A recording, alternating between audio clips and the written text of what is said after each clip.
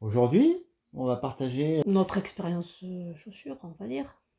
notre expérience chaussure, puisque maintenant ça fait un peu plus d'un an au moment de l'enregistrement de ce podcast qu'on pratique la marche nordique. Mhm. Et on a déjà testé pas mal de choses et on peut en On parler. peut faire un retour d'expérience. Alors, si tu as quelqu'un qui se présente devant toi et qui te dit je veux faire de la marche nordique, j'ai aucune paire de baskets dans mes placards, qu'est-ce qu'il faut que je prenne? Ah bah, des chaussures souples parce que le pied, il faut qu'il soit très mobile, donc souple et basse. Et puis peut-être avec un peu de crampons quand même, parce que Mhm. la plupart du temps, on est quand même sur des chemins. Oh oui, donc pas des chaussures de randonnée par contre. Bah non, plutôt des chaussures de trail Voilà, finalement. des À chaussures souples, choisir, très voilà. souples. Donc dans le rayon trail, vous allez trouver votre bonheur. Les chaussures de randonnée, c'est très bien, mais pour de la randonnée, le pied est trop raide Trop dedans immobilisé. et la semelle est trop épaisse. Ouais, c'est ça. Oui. Mm. Même des chaussures de randonnée à tige basse. Il faut vraiment des chaussures basses, que la cheville soit libre, Mobile. mobile. Mm. Ouais, Mm. voilà. Et on conseille le rayon trail parce que c'est là qu'il y a le plus de choix. Il n'y a pas de chaussures spécifiques pour la marche nordique, hormis Decathlon qui Oui. ont sorti plusieurs paires sous la dénomination Newfield.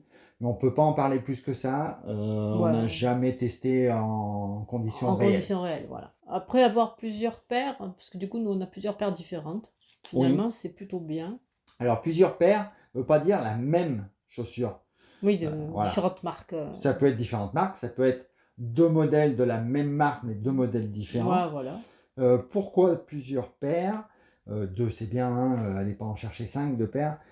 Pour éviter toujours les mêmes points de frottement, d'appui, notamment au niveau du laçage, notamment au niveau sous la cheville. Mhm. Pour éviter ça, donc vous alternez, suivant les terrains aussi, on va peut-être y revenir plus Oui, tard, oui, c'est mais vrai. vous alternez vos chaussures pour jouer avec vos deux paires et vous allez vous mettre à l'abri de nombreux petits problèmes, voire le Des, plus embêtant, des blessures. des blessures. Gore-Tex ou pas Gore-Tex? Ah, alors nous, on s'est posé la question, Le effectivement. débat est Voilà. important et grand. Et c'est vrai que l'hiver, c'est quand même sympa le Gore-Tex parce que ça permet d'éviter d'avoir les pieds mouillés. Mais d'un autre côté, si jamais l'eau rentre dans la chaussure, ben, une fois qu'elle est rentrée, elle est rentrée, elle sort plus. Donc on a les pieds qui macèrent.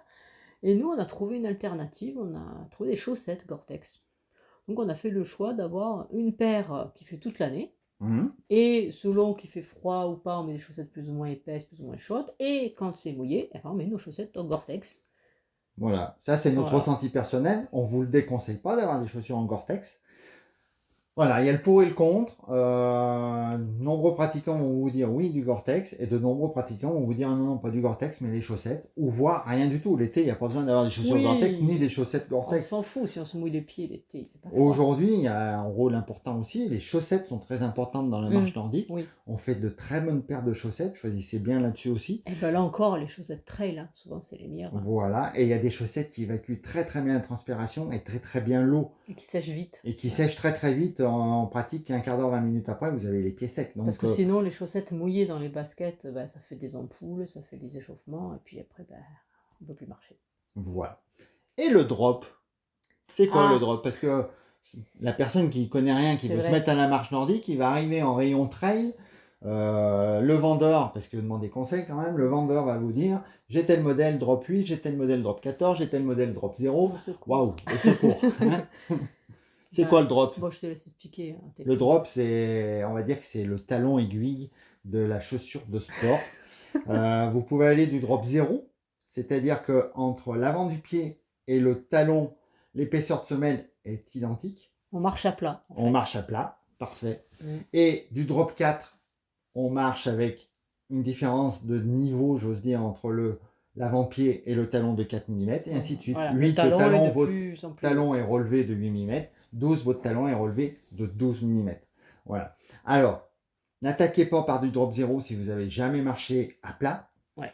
Et n'attaquez pas par du drop 14, je sais que ça existe, si vous n'avez pas l'habitude de mettre des baskets, parce que vous risquez de vous faire mal. Ou alors il faut y aller très très très progressivement, tout doucettement, 1 ou 2 km au départ, et puis progressivement. Partez pas si vous avez l'habitude de pratiquer ou pas. Ne commencez pas par du drop 0 ou du drop 14, par faire 15 km. C'est du suicide, Ouais, entre guillemets, pour les tendons, pour les muscles. Vous allez mettre tout ça en tension. Au mieux, vous allez avoir des bonnes courbatures le lendemain, et au pire, vous risquez la tendinite, voire d'autres blessures. En Donc, fait, comme en toute chose, tout excès nuit. tout excès Voilà. nuit. Voilà. Nous, personnellement, on marche avec du drop 0. On va y revenir après avec Tout la le temps présentation de nos chaussures. dans la vie Voilà. courante. Donc, on a l'habitude de porter du drop 0 et on ne ferait pas l'erreur d'aller acheter du drop 14 aujourd'hui. Non. Voilà. Bah non. Tout comme quelqu'un qui a l'habitude de marcher avec des baskets en drop 12, il va pas aller chercher à acheter du drop 0 pour partir faire un 15 bornes le lendemain. En fait, il ne faut pas changer brusquement les appuis. Sinon, Voilà. voilà. L'idéal pour commencer, drop 4-5, c'est parfait. Intermédiaire. Intermédiaire, c'est parfait. Ouais. Et puis si vous voulez évoluer par la suite, à la rigueur, vous prenez du drop 6 à la prochaine paire, du drop 8 à la prochaine paire, et ainsi de suite. Ou, dans le sens contraire, du drop 8 et vous descendez à drop 6 à la prochaine paire et du drop 4 à la prochaine paire. Exactement. Voilà. Alors, on va parler de nos chaussures spécifiques pour nous. Oui. Ce qu'on a choisi pour pratiquer. Oui. Ouais. Alors, on commence par les Merrell. Oui, alors moi, c'est vrai que les Merrell, c'est moi qui suis partie dessus en premier. Je les ai recherchés parce que à la base, c'était pour remplacer les chaussures de rando quand on faisait de la rando. Parce que dans les descentes, j'avais l'avant-pied qui tapait au fond de la chaussure. C'était insupportable, très inconfortable. Et donc, je cherchais des chaussures souples, sachant que je marche en Legano, qui sont des chaussures minimalistes tout le temps dans le quotidien. Donc, chaussures 0 drop avec une semelle de 8 mm, donc très peu épais, je sens tout les détails du sol. Et je recherche un peu la même chose, mais un petit peu plus épais pour avoir un peu plus de confort sur les sentiers, et surtout la légèreté et la souplesse. Et les Merrell, est vraiment des chaussons. Et il s'agit de quel modèle? Il s'agit de la Merrell Trail Glove. Alors, je pose la question, mais moi aussi, je l'ai adaptée par la suite. La semelle, elle fait 14 mm d'épaisseur, donc elle n'est pas très épaisse par rapport à la plupart des baskets. Elle est considérée comme minimaliste. Et vraiment, la souplesse, c'est extraordinaire. Le pied est très mobile et pour la marche nordique, c'est top. Mais il n'y a pas beaucoup de crampons, donc je les réserve plutôt pour des terrains légers, faciles, ou de la route, parce que nous, on peut faire de la marche nordique sur la route, on fait un peu avec ce qu'on a sous les pieds. Voilà, on fait avec ce qu'on a sous les pieds. La Merrell passe très bien sur des terrains légèrement gravillonnés, du chemin, de terre, la route, ça passe très très bien.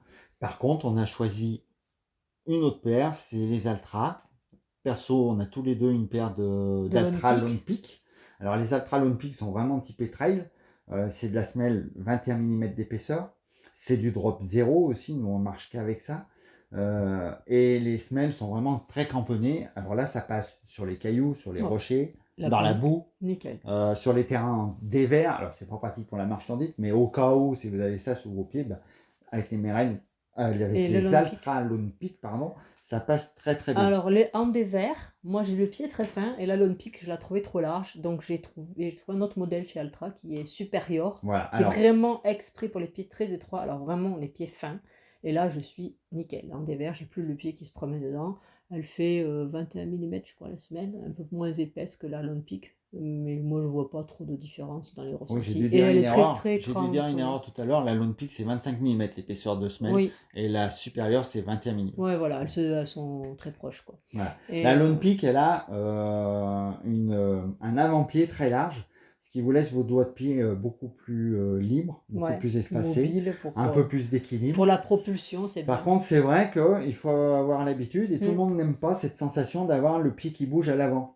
Donc c'est pour ça que toi tu as choisi les supérieurs, parce que tu n'as pas cette sensation là. L'avant-pied c'était vraiment tout le pied qui bougeait dans la chaussure en fait, parce que j'ai les pieds très fins, mais c'est moi ma configuration de pied qui est comme ça quoi. Voilà.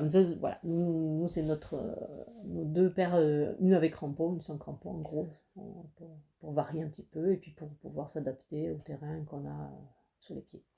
L'avantage des Altra, c'est pas pour vous pousser à acheter des Altra, hein. L'avantage des Altra, c'est vous pouvez avoir des guêtres qui sont adaptés. Il y a des systèmes d'accroche sur les chaussures, donc c'est très pratique. Avec les guêtres Altra, vous mettez vos guêtres en un peu de temps. Et on a remarqué depuis un an qu'il y a pas mal de marchands nordiques qui utilisent des guêtres. Ça évite l'infiltration de gravier, de feuilles, de brindilles dans les chaussures. Ça donc ça peut être pratique. De s'arrêter au bord du chemin pour vider les chaussures. Les guêtres ne sont pas vendues avec les chaussures Altra, il faut les acheter à part. Mais c'est une question de 20-25 € et elles peuvent vous faire des années. Voilà. Ouais. La dernière chose à rajouter sur les chaussures, n'achetez pas pour la première paire sans quand même vous renseigner, sans quand même chercher, étudier la question. Partez pas tête baissée parce que, alors nous perso, on achète nos chaussures Oui, d'occasion ou pas chères sur par en exemple promo Iron, ou en fin de des Port collection Village. ou de la collection précédente. Enfin voilà, des occasions, on les paye à peu près moitié prix les chaussures en général, la plupart du Et temps. ne cherchez pas à avoir le dernier modèle qui vient de sortir On s'en fout. parce que vous avez souvent l'ancien modèle où il y a peu d'évolution et qui est souvent en promotion. Et donc pour commencer, pour vous faire votre idée Mm. et évoluer suivant vos besoins et votre pratique et votre amélioration du geste, vous allez sûrement changer dans les premiers mois de la pratique de marche nordique pour passer sur une autre paire, peut-être de la même marque, mais sur une autre paire qui vous conviendra mieux. Mm. Donc au début, investissez pas trop cher et n'hésitez pas à vous renseigner, à essayer. Et voilà. Qu'est-ce qu'on peut rajouter d'autre? Bon, je pense qu'on Que a la tout dit, marche hein. nordique, c'est super. Ah bah oui. Hein? Allez, Voilà, la marche faites-vous nordique, c'est plaisir. super. Faites-vous plaisir. À bientôt! Ciao.